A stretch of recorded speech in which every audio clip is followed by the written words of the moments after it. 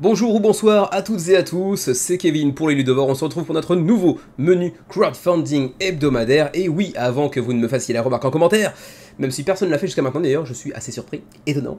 Oui, je sais, c'est encore plus le bordel que la semaine dernière derrière moi, mais que voulez-vous, mes parents sont toujours au Japon pour l'instant. Pas qu'ils soient bordéliques, j'ai l'impression que ça semble un peu sonner comme ça quand je le dis. Non, c'est pas qu'ils sont bordéliques, c'est juste qu'il y a beaucoup de choses, donc il faut les mettre un peu là où il y a de la place, c'est-à-dire mon bureau.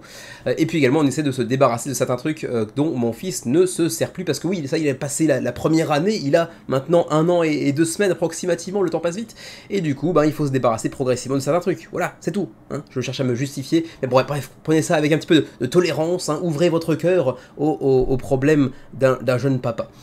Quoi qu'il en soit, cette semaine, vous allez voir, on est sur un menu crowdfunding léger. Il faut bien comprendre qu'on est dans une période de Gen Con, hein, la grosse convention de jeux de société aux États-Unis, et du coup, c'était pas la meilleure période pour lancer une campagne, et les éditeurs américains, les éditeurs nous sont passés le mot en fait, simplement, pas seulement américains, mais également européens, sont passés le mot pour dire bon, c'est peut-être pas la semaine où il faut lancer une campagne, à moins de vouloir viser un gros bid monumental. Du coup, on va être sur une semaine assez calme, certainement un menu qui va durer aux alentours de 35-40 minutes, une fois n'est pas coutume.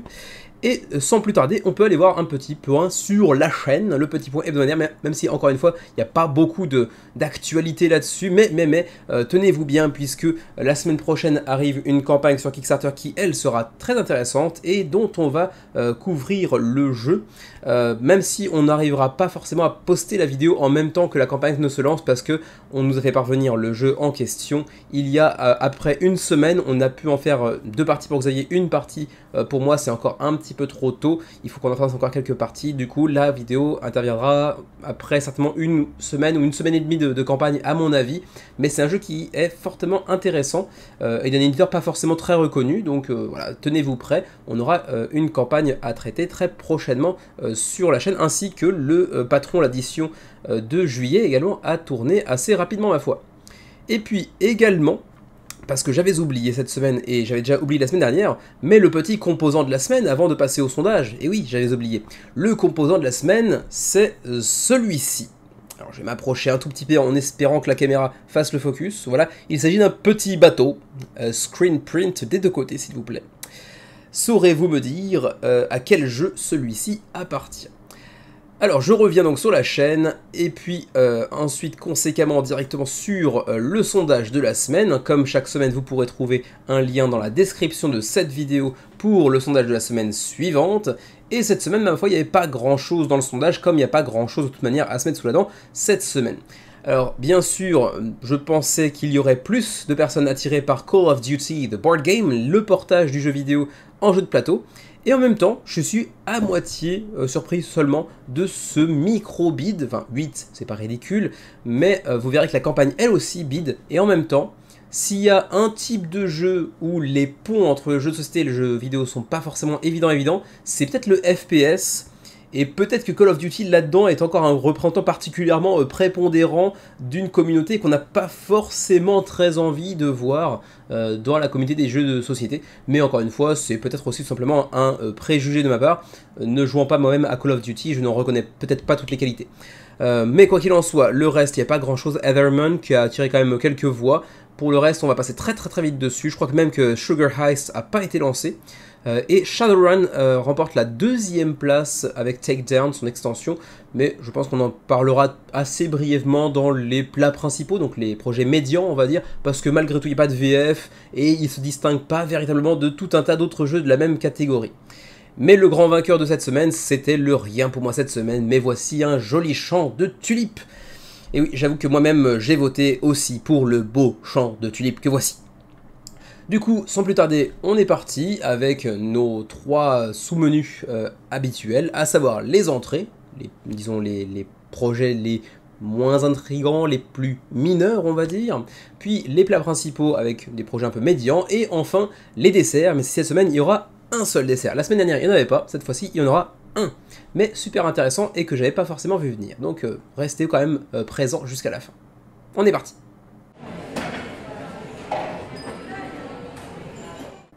Premier projet de la journée, il s'agit de Alphabet Stoop, un petit jeu qui nous vient des États-Unis de Pops and Bijou Games, un petit jeu de lettres, mais pas seulement, il y a aussi un petit peu de gameplay, un petit peu de déplacement, un petit peu de pick up and deliver pourrait-on presque dire, mais ça reste un jeu de lettres, de composition de mots, de vocabulaire, etc. Et qui dit mot de vocabulaire, enfin, qui dit jeu de vocabulaire, jeu de mots, dit aussi que s'il n'y a pas de VF, ça devrait pas intéresser grand monde sur la chaîne, et c'est le cas encore une fois de Alphabet Stoop, pour 2 à 5 joueurs, 6 ans et plus, donc très accessible, et environ 20 minutes la partie. Il y a pour l'instant 302 contributeurs, donc c'est pas encore tout à fait financé, mais ça devrait pouvoir l'être incessamment sous peu. Il reste 23 jours avant la fin de la campagne, et ça coûte uniquement 18 $, donc c'est quand même pas très cher pour un matériel qui est pas vilain. Des artworks relativement sympas, agréables à l'œil, j'ai envie de dire. La thématique était assez absente, mais bon, ça c'est pas très important pour tout ce qui est ce type de jeu-là, en disons, hein, les jeux de vocabulaire, jeux de mots. Mais bon, il y a un petit gameplay qui est pas inintéressant. Je veux dire qui est pas intéressant, si, qui est pas inintéressant, excusez-moi. Voilà donc pour Alphabet Stoop, il n'y a pas grand chose de plus à en dire, ça ne devrait pas intéresser grand monde de par l'absence de langue française durant la campagne, et aussi parce que peut-être les jeux de lettres, les jeux de composition de vocabulaire ne sont pas forcément les jeux qui attirent le plus sur Kickstarter. Voilà donc pour Alphabet Stoop.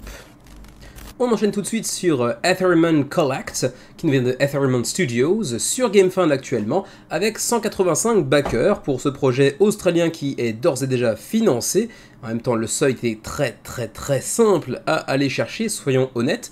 Et à 25 jours de la fin de la campagne, ma foi, pour du GameFound, pour un tout petit éditeur, ma foi, c'est pas si mal que ça. Et ça présente plutôt bien, si vous êtes amateur de manga et très clairement d'œuvres orientées Pokémon, ça devrait pouvoir vous plaire. D'ailleurs, on voit même le Etherman, le petit man final, est très clairement un petit hommage, un petit clin d'œil à Pokémon. Donc clairement, ici, il s'agit d'un petit jeu de set collection de 1 à 4 joueurs pour 15 minutes la partie, donc très court, très ramassé, très accessible également. C'est un jeu relativement familial qui vous permet aussi de jouer en coopératif comme en compétitif. À vous de choisir la configuration qui vous convient le mieux en fonction de votre groupe de joueurs. Et en fait, simplement, vous allez avoir différents simili Pokémon, donc des Ethermon, et vous allez chercher à les collecter sous format de sets ou comment dirais-je, de différents types de Ethermon en fonction des scorings que vous voudriez activer, que vous le fassiez en collaboratif ou en compétitif, à vous de voir. Mais c'est un petit jeu de set collection relativement facile, relativement abordable, qui peut être assez sympatoche, en plus avec un artwork, une direction artistique globalement plutôt attrayante, même si c'est pas du tout mon truc. J'avoue que c'est quand même plutôt joliment reproduit pour ce qui est de ce petit hommage, on va dire, à Pokémon. Pour le pledge de base, vous avez le Deluxe Pledge ici que vous voyez à 60 $ australiens. Alors ça équivaut à combien exactement? Là je ne suis pas en mesure de vous le dire parce qu'il n'y a pas de taux de change affiché, mais j'imagine que ça doit être autour de 35-40 $ américains, on va dire. Donc 35-40 euros, j'imagine, mais à vérifier. Bon, en tout cas sachez que c'est beaucoup moins cher que ne peut le laisser présager le sigle dollar que vous voyez ici. L'australien est quand même beaucoup plus faible que le dollar américain. Sinon vous avez aussi la standard, hein, l'édition standard à 30 $ australiens, ce qui doit équivaler à, je sais pas, une vingtaine d'euros, j'imagine. Ce qui vous permettra d'avoir le jeu dans une version un petit peu plus légère, peut-être sans le plateau qu'on l'on voit derrière par exemple, j'imagine. Voilà ma foi, c'est après tout ce que je peux vous dire pour Etherman. Il y a d'autres niveaux de pledge certes, mais qui tiennent plus du mécénat que d'autres choses, donc on ne va pas trop s'y attarder. Voilà donc pour Etherman Collect, avec 185 backers sur GameFound, c'est pas ridicule pour un petit projet venant d'un éditeur dont on n'avait jamais entendu parler jusqu'à présent, donc quand même félicitations à eux.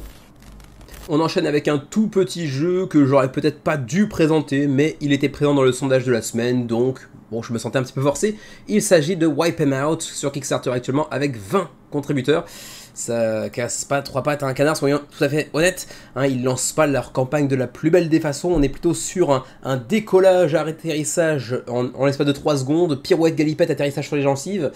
Ça se passe pas super bien pour Wipe 'Em Out, un petit jeu compétitif de party game, donc un jeu d'ambiance on va dire, pour 2 à 5 joueurs, pour environ 30 à 45 minutes, donc en plus de ça c'est un petit peu long pour un jeu d'ambiance, avec en plus de ça vous le voyez une direction artistique qui est pas... ça vend pas du rêve quoi, hein, c'est pas magnifique. Mais bon, au-delà de ça, ça coûte assez peu cher, 25 $ à voir avec les frais de port bien évidemment, mais c'est pas un jeu qui devrait intéresser grand monde, d'autant plus qu'il ne bénéficie pas d'une version francophone bien évidemment. Bon, les frais de port pour l'Europe sont relativement accessibles certes, mais bon, je pense pas que ce soit un projet qui attire grand monde sur la chaîne, d'où le résultat aussi 20 contributeurs, c'est quand même très léger à 26 jours de la fin de la campagne. Il y a encore un petit peu de chance qu'on atteigne quand même le seuil de financement qui est assez bas, mais ça restera pas glorieux. Voilà pour Wipe 'em Out. Petit projet américain mais d'inspiration française comme vous pouvez l'imaginer avec ce que vous voyez ici.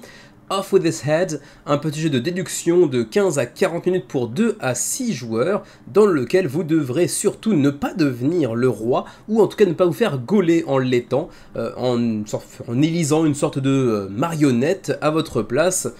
Il reste actuellement 26 jours avant la fin de la campagne, et ce ne sera pas trop pour aller espérer chercher le financement, puisque en l'état, on est à peine à 50 contributeurs, 1000 € d'engrangés, c'est assez loin du seuil de financement comme vous pouvez le voir, donc c'est pas un projet qui est garanti de financer. Au-delà de ça, on est sur un jeu qui a une direction artistique un petit peu datée, enfin un petit peu amateur, dans le sens où ils vont utiliser des images célèbres, de tableaux célèbres, mais avec, disons, des contours un petit peu amateurs. C'est pas vilain, mais ça sent vraiment le jeu créé sans beaucoup de fond, si vous voyez ce que je veux dire. Ce qui n'est pas forcément une mauvaise chose en soi. On peut faire de très bons jeux avec très peu d'argent et avec une production assez limitée, une qualité de production un petit peu limitée, mais c'est vrai que ça vend pas du rêve, et sur Kickstarter c'est toujours un petit peu délicat de faire un gros financement avec des cartes de ce type là. Au-delà de ça, on est sur un jeu donc de déduction et de gestion de main. On va jouer des cartes progressivement en appliquant les effets qui se trouvent écrits dessus, et en espérant réussir à faire un set de 3 cartes similaires sans se dévoiler en tant que roi du royaume de France. Voilà, c'est à peu près tout ce que je peux vous dire. Ça se joue en moins de 45 minutes, les règles sont en anglais bien évidemment, les textes sur les cartes sont pas très compliqués, donc si ça vous intéresse parce que la période et le background, l'arrière-plan historique vous attire, parce que bon, c'est la Révolution française, ça peut se tenter à mon avis, même si vous n'êtes pas des grands amateurs de la langue de Shakespeare, mais bon, sachez-le, il n'y a pas de version francophone pour l'instant de prévu. Voilà pour Off with His Head. Et ma foi, c'est tout pour ce qui est des entrées de la semaine. On va maintenant pouvoir passer aux plats principaux.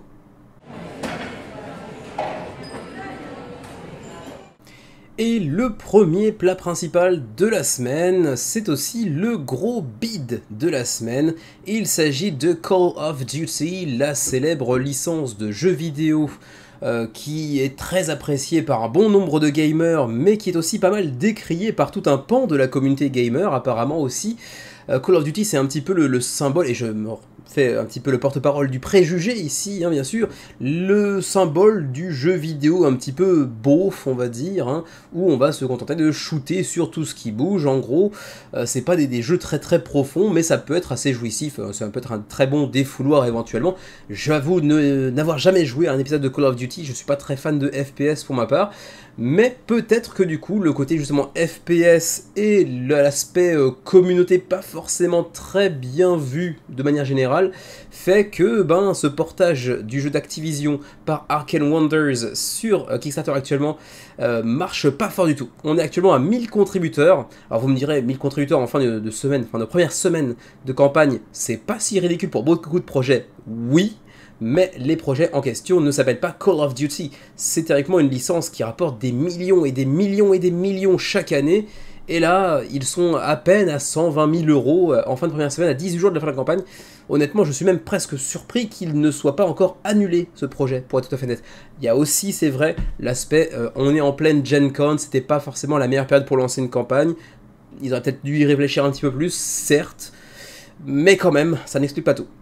Arkane Wonder, pour ceux qui se posent la question, on les connaît principalement pour la campagne de Foundations of Rome, d'ailleurs les deux campagnes, parce qu'ils ont fait un reprint l'année dernière, un jeu surproduit certes, mais qui jouit d'une très belle réputation, un jeu qui est très sympa, que j'aimerais beaucoup tester un jour d'ailleurs, qui avait aussi pondu Freedom 5, qui avait plutôt bien marché également. Donc c'est un petit éditeur qui a su faire son chemin et se trouver une place parmi les éditeurs un petit peu prometteurs, disons, des dernières années. Et là, du coup, ça se passe pas très bien avec Call of Duty. Alors, comme vous pouvez vous en douter, Call of Duty, c'est un jeu de pan je te tue, donc on va incarner différents personnages qui auront leur propre spécificité, bien sûr, avec un tas d'items, un tas de stratégies à mettre en place en fonction des lieux, puisque vous aurez bien évidemment aussi différents lieux, différents items, différentes armes à aller obtenir pour améliorer votre personnage. Et on va chercher à se tirer dessus avec des miniatures pré-peintes. Oui, c'est ça, pré-painted, donc oui, pré-peintes. Donc pour tous les amateurs de la licence, et des belles figurines de ce genre-là, ça peut être aussi séduisant pour cette raison-là, pardon. Mais au-delà de ça, c'est quand même un bid. Il faut être honnête, hein, pour l'instant. Ça se passe pas très bien quand même pour Call of Duty, soyons honnêtes. Hein. Je m'attendais quand même à ce qu'ils fassent au moins 2, 3, 4 000 contributeurs d'ici la fin de la première campagne. Et pour l'instant, et pourtant c'est pas vilain du tout, hein, visuellement vous le voyez, ça retranscrit plutôt bien l'univers de Call of Duty, mais ils se prennent une tarte. Hein, ils se prennent une patate de fourrin au niveau de la jugulaire. Et pour l'instant c'est pas réjouissant. Hein.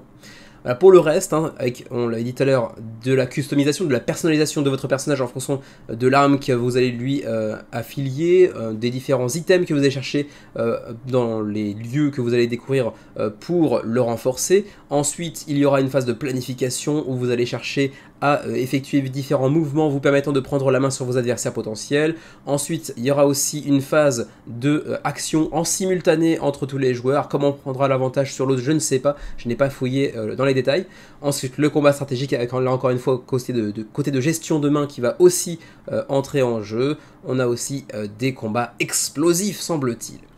Tout ça présente plutôt bien sur la table, hein, vous le voyez, ça a plutôt une belle présence, les figurines sont plutôt classe aussi, elles sont prépeintes qui plus est, le matériel a l'air d'être assez qualitatif, comme on pouvait s'en douter avec Arcane Wonders, avec ce qu'ils ont fait sur Foundations of Rome.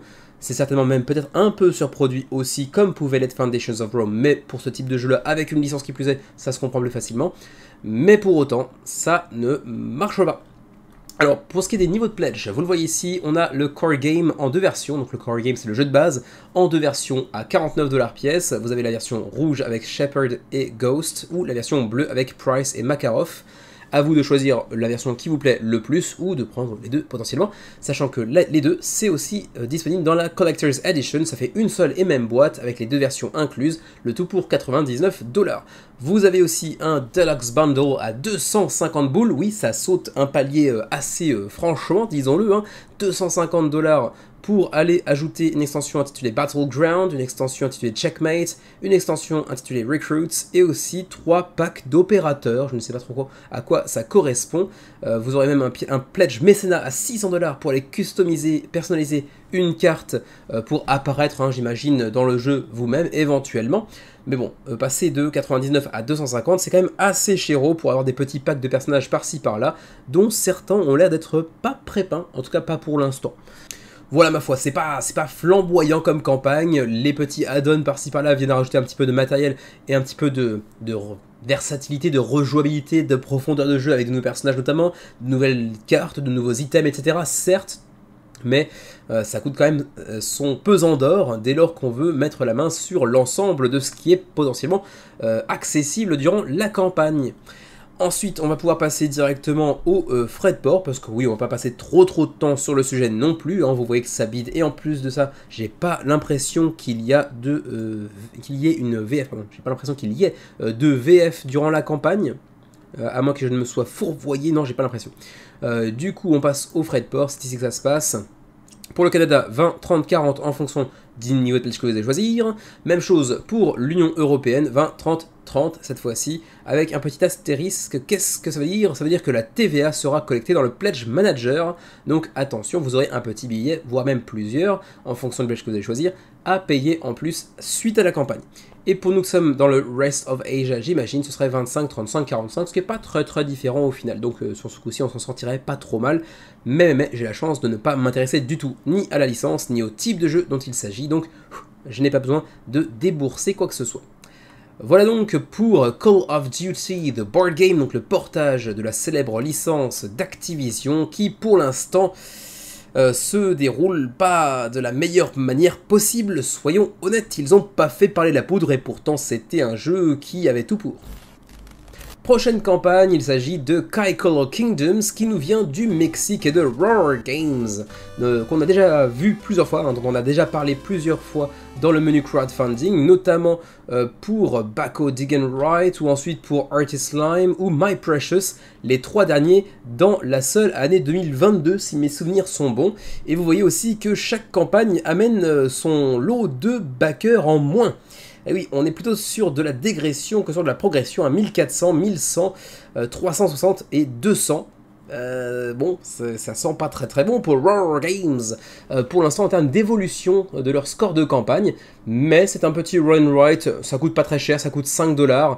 Ils ont su bâtir apparemment quand même une petite fanbase, disons, en tout cas un public qui a été suffisamment conquis par Kaikoro, premier du nom, pour attirer quand même cette fois-ci près de 500 backers en moins d'une semaine, ce qui est quand même pas ridicule. Il y a une VF, en tout cas en PDF, puisque c'est du print and play, donc pour ceux que ça intéresse, ça pourrait être intéressant. Il reste 18 jours avant la fin de la campagne, 3100 € d'engrangés, donc on est financé sans trop de problèmes, et c'est un jeu de run right relativement classique, si ce n'est que vous allez devoir ici construire votre propre royaume, on va dire, et le protéger d'attaques de kaiju, les fameuses grosses bestioles un petit peu à la... Godzilla dans le folklore japonais. C'est pour 1 à 100 joueurs comme la plupart des run right, c'est pour 30 à 45 minutes, donc c'est quand même assez long malgré tout pour un petit run right, pour 12 ans et plus, et vous voyez donc qu'on est sur une DA plutôt très mignonnesque, ce qui colle assez mal pour le coup à la thématique des kaiju, pardon, mais ceci dit, c'est pas désagréable à l'œil, et je serais curieux de le tester un jour, pourquoi pas. De là à aller y mettre 5 $, je suis pas suffisamment intéressé par Kaikoro Kingdoms, malgré le petit aspect culturellement japonisant, on va dire.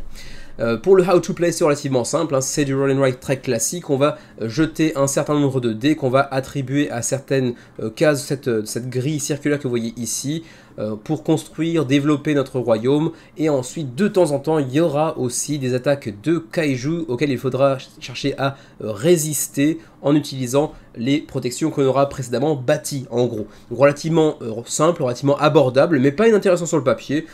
Comme beaucoup de petits run and write, ça a l'air sympa à tester. 5 $ donc pour Kaikoro Kingdoms en PDF, 7 $ pour ceux qui voudraient la petite extension Lost Creatures en plus, et ma foi, c'est à peu près tout, et bien évidemment pas de frais de port parce qu'on est sur un jeu en roll and write. Voilà pour Kaikoro Kingdoms, 480 contributeurs pour l'instant, 18 jours avant la fin de la campagne. On continue avec Shadowrun Takedown qui nous vient de Catalyst Games, dont c'est le 10e projet sur Kickstarter. Vous les connaissez peut-être pour Battletech Mercenaries, qui avait fait 23 000 backers l'année dernière. C'était un gros jeu de figurines essentiellement, gros score. Ils avaient fait beaucoup de campagnes d'ailleurs sur Shadowrun également, puisqu'on voit ici Shadowrun Edge Zone, mais précédemment aussi on a vu Shadowrun Sprawl Ops il y a assez longtemps avec 2600 backers à l'époque. Bref, c'est un éditeur qui a un petit nom quand même, qui est assez connu, même s'ils n'ont pas fait d'énormes résultats, si ce n'est les Battletech Mercenaries, qui sont des trucs qui existent depuis très longtemps, ceci dit. Et donc Shadowrun Takedown, nouvel épisode dans la série des Shadowrun, vous propose une expérience en coopération pour combien de joueurs? 2 à 4 joueurs pour des parties d'environ 60 minutes, donc relativement courtes, relativement ramassées, mais qui peut être joué jusqu'à 8 joueurs si vous achetez 2 copies du jeu. C'est un moyen un petit peu fourbe de vous faire acheter 2 copies du jeu, certes, mais ça vous donne au moins la possibilité de le faire. Pour le reste, c'est un jeu qui pour l'instant a attiré 420 contributeurs, ce qui n'est pas extraordinaire, soyons honnêtes, hein, si on considère le score qu'avait fait Battletech Mercenaries lors de la précédente campagne. Mais bon, il reste 30 jours quasiment avant la fin de la campagne, on est quand même à 41 000 € d'engrangés, donc c'est largement financé.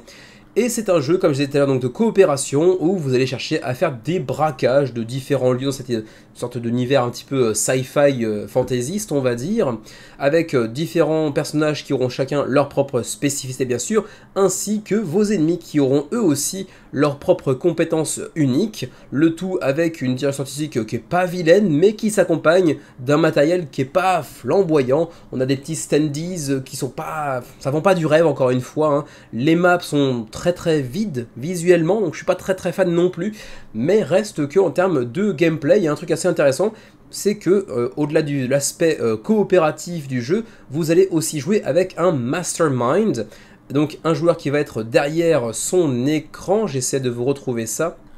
Où est le mastermind? Voilà, c'est ici. Caché derrière l'écran, c'est lui qui aura accès à la map, on va dire la carte de l'endroit que vous êtes en train de braquer, et vous allez chercher à orienter vos partenaires du mieux que vous le pouvez pour que le casse se passe le mieux possible, si tant est que ce soit possible. Alors que les autres voyageront un peu plus à l'aveugle, disons, en essayant de suivre au mieux vos consignes, tout en cherchant à survivre, puisque bien sûr, ils ne pourront pas accomplir leur casse en toute tranquillité, vous l'imaginez bien.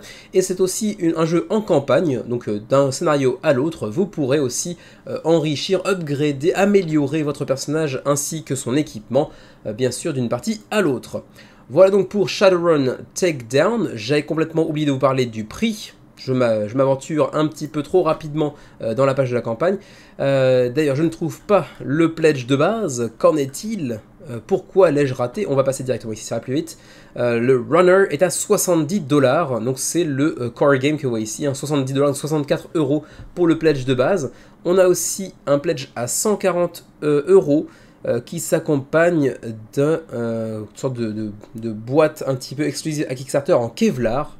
C'est quand même assez particulier, je vois pas très bien l'utilité, si ce n'est la déluxification, mais même le cas échéant, je trouve ça un petit peu inutile. 210$ pour avoir Shadowrun Takedown Card Game, mais en 6 copies, donc c'est une sorte de pledge groupée pour les retailers, donc pour les gérants de boutique qui plus est. Bon, après on a des pledges mécènes également, mais qui pour l'instant n'ont pas attiré grand monde comme vous le voyez. Et donc ensuite on peut passer aux frais de port potentiellement, qui devraient être pas trop loin, quoique, je ne les trouve pas. Ouh là là, où sont nos frais de port? C'est la catastrophe. Ah là là là là, c'est la catastrophe. Ils ont pas mis de frais de port, ou en tout cas pas très clairement. Et ça, c'est quand même une grosse erreur, à moins que ce ne soit ma faute, parce que j'ai raté un truc quelque part. Bon, on va essayer de voir. Sélectionner un pays, il n'y a pas les sommes requises non plus. Donc j'ai l'impression qu'ils se sont un petit peu tiré une balle dans le pied, à vouloir la jouer trop furtif peut-être. Ouais. Bon, un peu dommage. On verra bien ce qu'il en est d'ici la fin de la campagne, mais pour l'instant, Shadowrun, on voyage un petit peu à l'aveugle pour ce qui est des frais de port.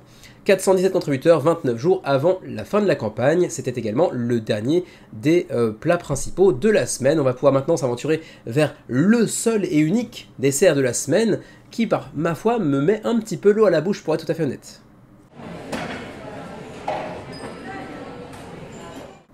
Et donc, je vous le disais, le seul et unique gros projet de la semaine, qui en fait n'en était pas un à l'origine, mais qu'il est devenu parce que la campagne se passe très bien pour eux, c'est Bear Mountain Camping Adventure Race to the Top. Bon, on va juste dire Bear Mountain Camping, ça ira plus vite.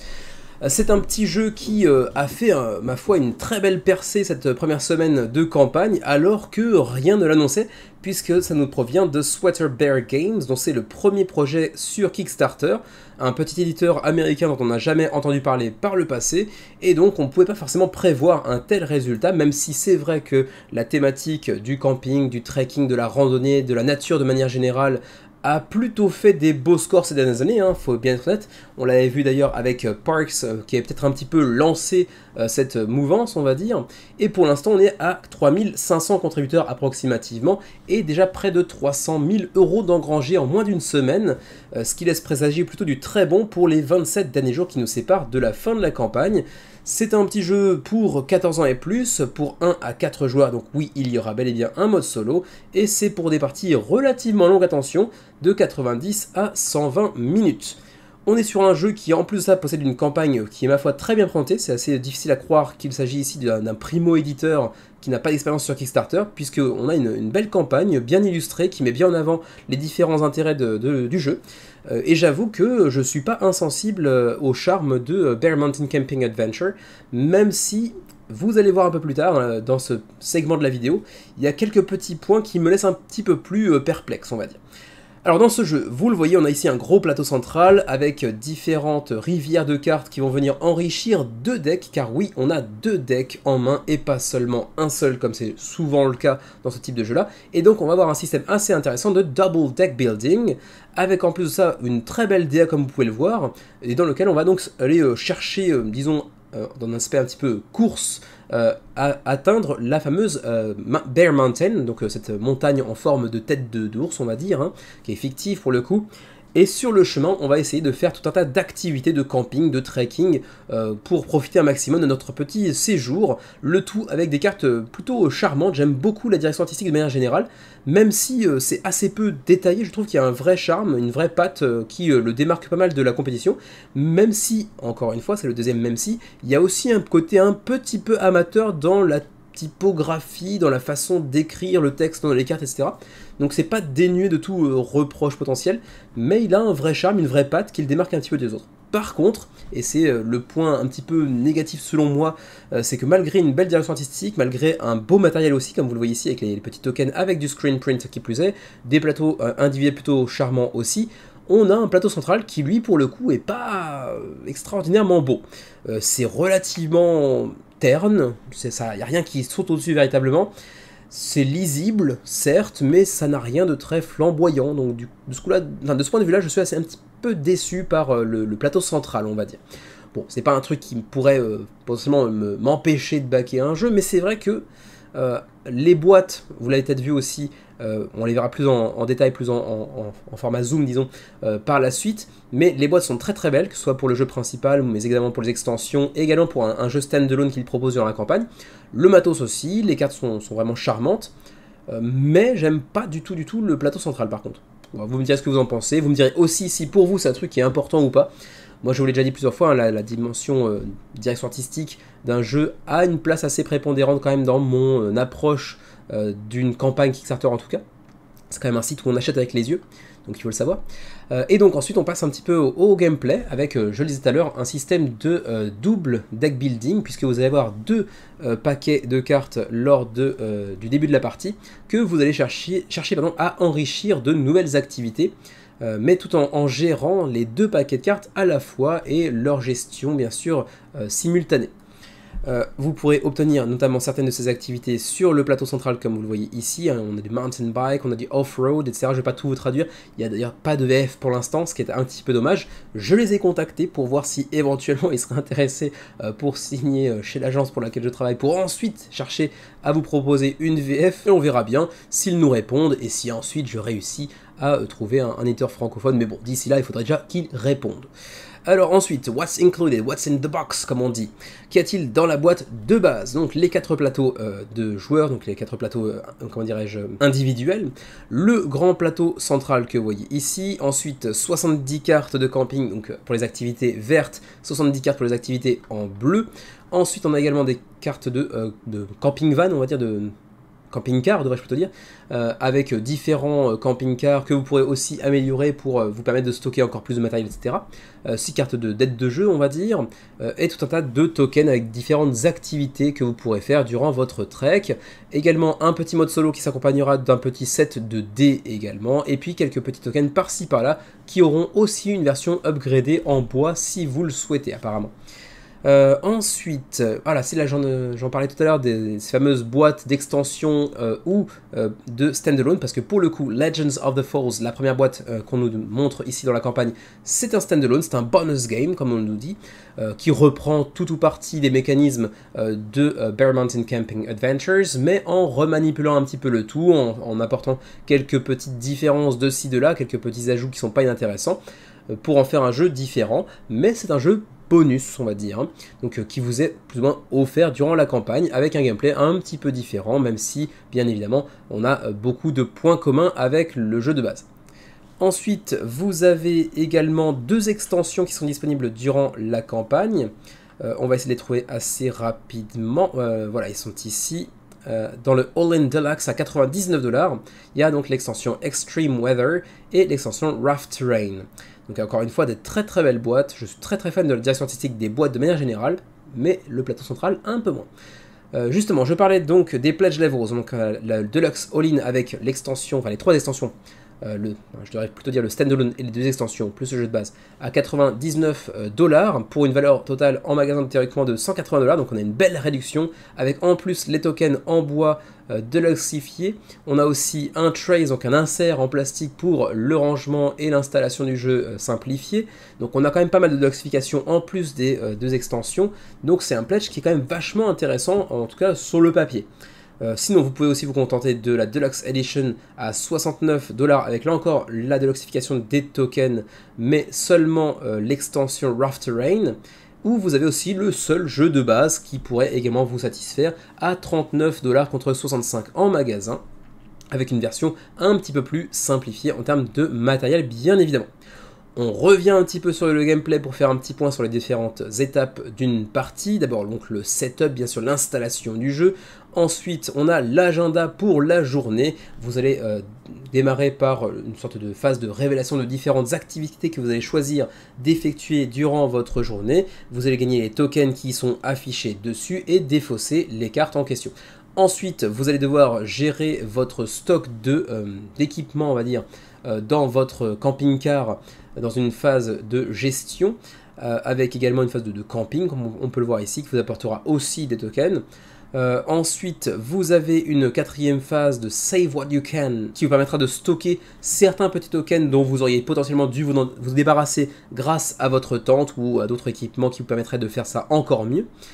Ensuite, en 5, vous avez le Tent versus Camper, puisque je parlais tout à l'heure des tentes qui vous permettent de stocker certaines choses. Avec les camping-cars, ce sera encore mieux, bien évidemment, et chacun des camping-cars aura des propres spécificités pour aller améliorer progressivement votre condition, votre capacité de gestion et de stockage. Ensuite, find a campsite, donc trouver un lieu où aller camper avec vos proches, on va dire, hein, et faire des activités.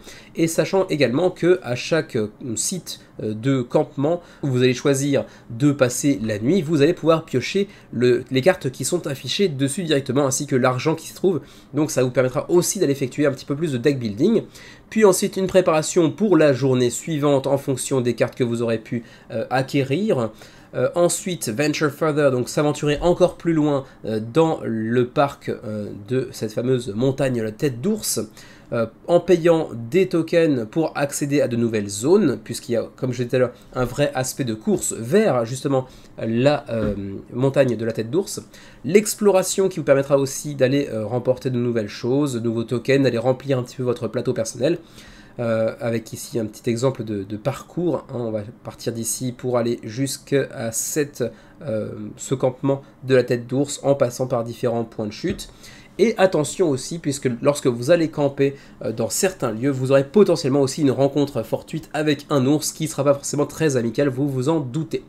Il y a aussi quelques petites choses en annexe, hein, comme le off-roading par exemple, qui vous donnera l'opportunité d'aller collecter différentes cartes à travers le jeu, qui vous donnera encore plus de possibilités stratégiques, bien évidemment.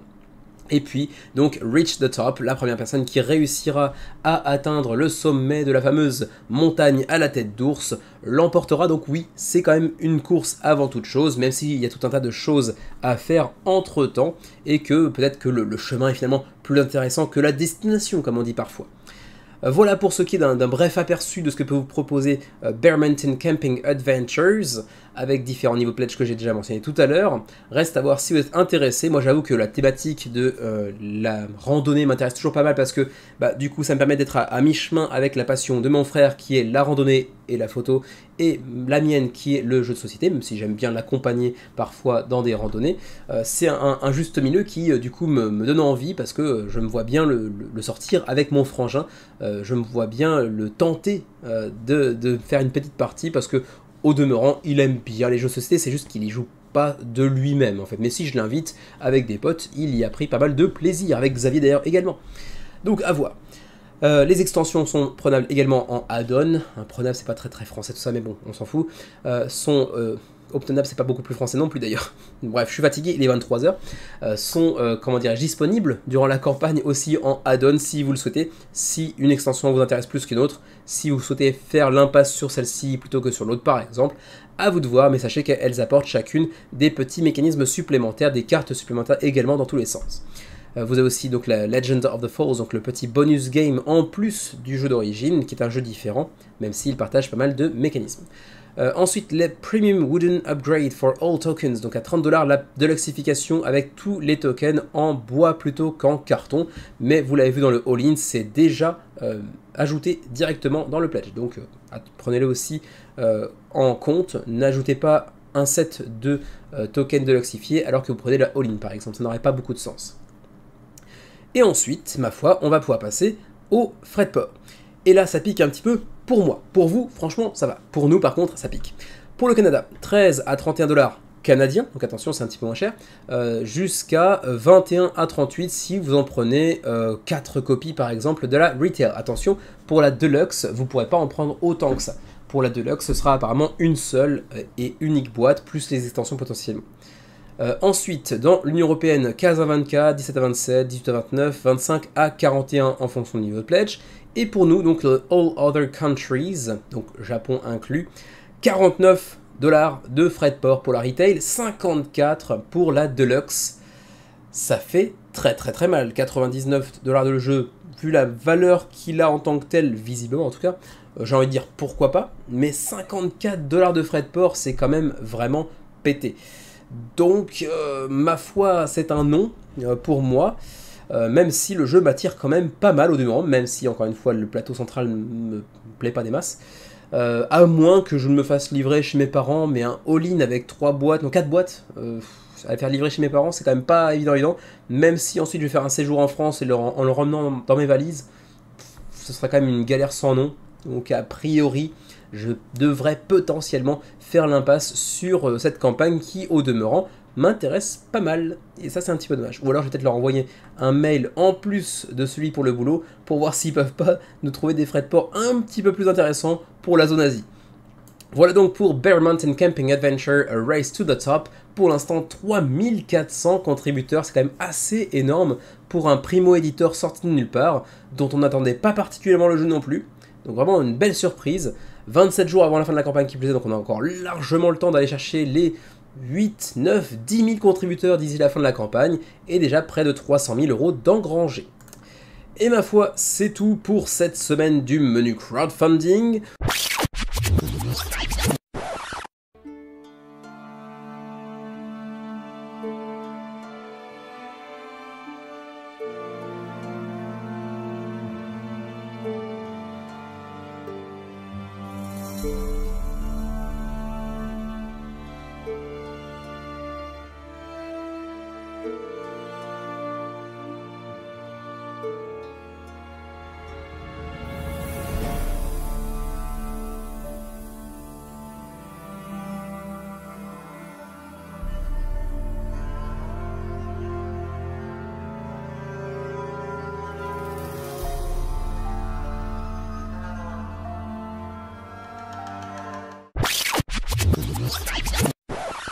On se retrouve très prochainement avec déjà le prochain bien évidemment, mais également avec la review et peut-être même une expli partie de ce jeu que j'ai brièvement mentionné tout à l'heure, un prototype d'un jeu qui s'apprête à se lancer sur Kickstarter la semaine prochaine. Nos vidéos potentiellement arriveront certainement avec un petit peu de retard parce qu'on a reçu le jeu que très récemment. Donc il faut quand même qu'on le ponce un petit peu, qu'on l'explore véritablement pour pouvoir en parler. Mais on en parlera prochainement, et puis il y aura aussi le patron de l'addition. Rassurez-vous, je sais que vous êtes de plus en plus nombreux à suivre notre patron de l'addition, et ça nous fait très plaisir parce que c'est un format qu'on aime beaucoup également. Du coup, je vous quitte, il faut que je range un petit peu derrière moi, et que je me prépare pour demain, parce que demain c'est le boulot quand même, avant les vacances. Sur ce, portez-vous bien, jouez bien, prenez soin de vous et de vos proches, et à la prochaine!